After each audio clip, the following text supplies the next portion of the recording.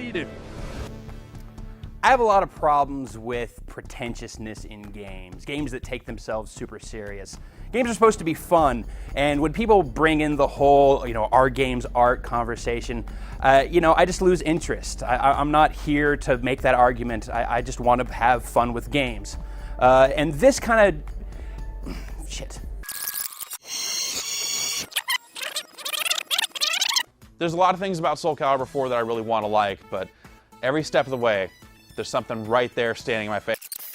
Video review.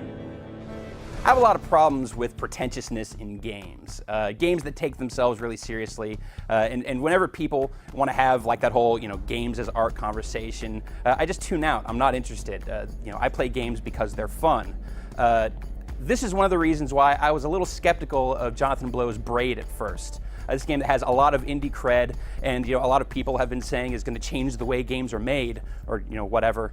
But the bottom line is that Braid is a lot of fun. This is a really well executed game with a lot of really interesting ideas.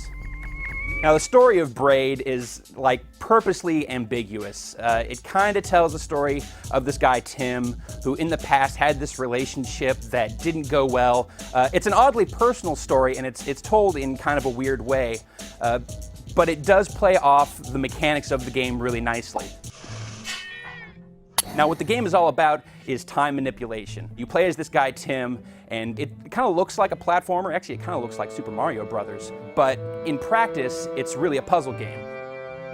Tim can run and jump and do kind of basic platforming stuff, but his big ability is that he can rewind time. You press the X button, and you can go back all the way to the beginning of the level. There's no cap on his ability, it just goes.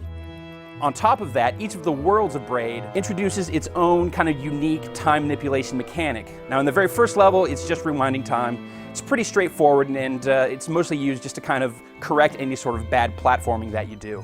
But after that, you'll start finding objects that aren't affected by the reversal of time, so they'll stay as Tim moves through the environment. There's a ghost version of Tim that will then move forward through the game in the path that you were just on, and then after that, it gets kind of weird.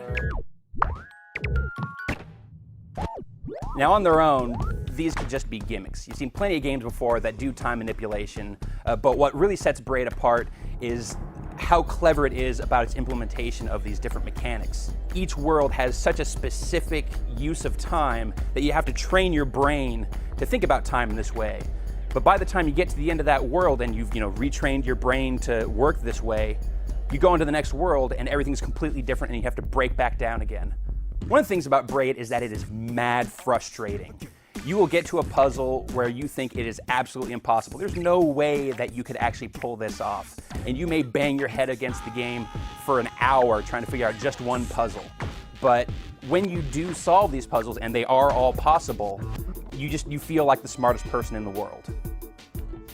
Now, like I said, I was initially really skeptical about kind of the touchy-feely parts of Braid.